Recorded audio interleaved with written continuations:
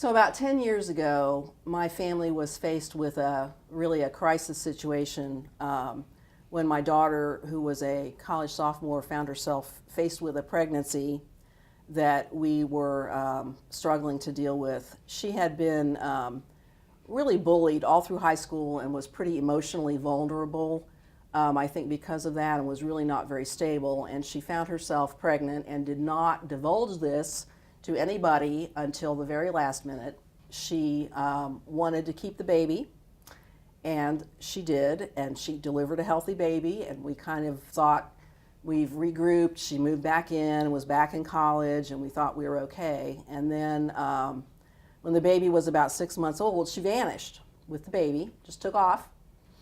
And we were able to, actually, we filed a missing persons report, and they were able to find her married to a soldier living in Fort Campbell, Kentucky, at the base, married to a guy she met online who was about to deploy to Afghanistan, and he married her and moved her into post housing at Fort Campbell. Well, he figured out pretty quickly that this was not a situation he really should have gotten into and was making tracks to back out of it. By then she's pregnant again, baby number 2. He's in Afghanistan, doesn't want to come back to this, and so here we are. So in the midst of all this, my husband and I have been trying to stand in the gap, keep her safe, make sure the babies are cared for, and it became clear to everybody that my husband and I probably needed to take custody of these children.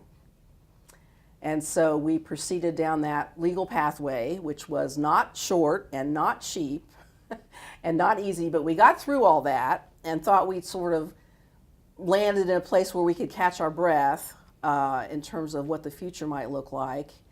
But we really had not had a chance to deal with the emotional wasteland that this had caused for both her and for us.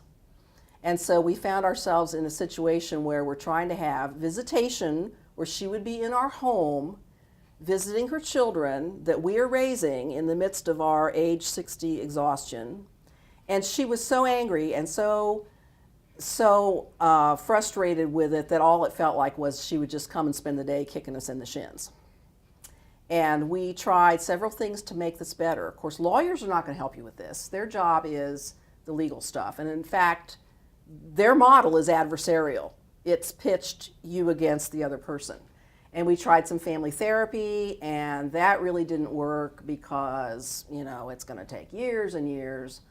And in the midst of all of this, I remembered having seen a TV spot maybe 5 years ago for the Dayton Mediation Center.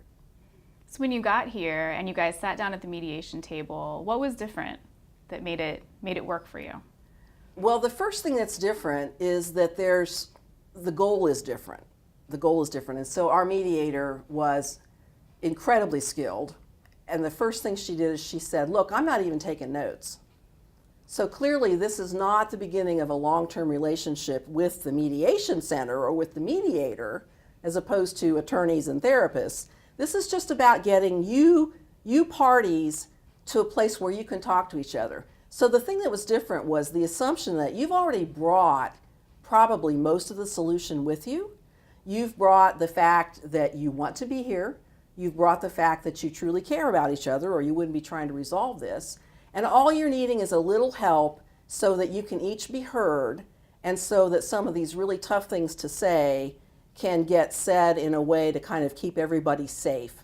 And that was really the difference. We had not been in that kind of a model anywhere else. But what was different was the mediator said, look, we can probably make a lot of progress in 1 or 2 sessions. We're not talking about years and years. And that was different. So it was a safe place to at least give it a try. So how are things now? It's better. It's not perfect.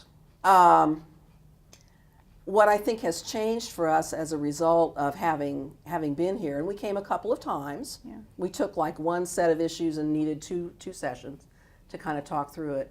What's really different is that we know that the tool did work for us, and that if we get to a place where it's awful, we just sort of say time out. Don't keep inflicting pain on each other over this conversation we cannot have.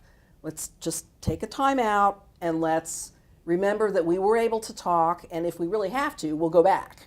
Yeah. If we really have to, we'll go where we know we can get some help in having those really difficult conversations, and it won't just be just escalating without hope.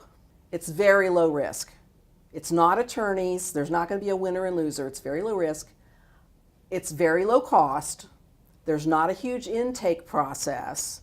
You don't have to wait months and months and months. And what have you got to lose? What have you got to lose? It's just a trip downtown Dayton.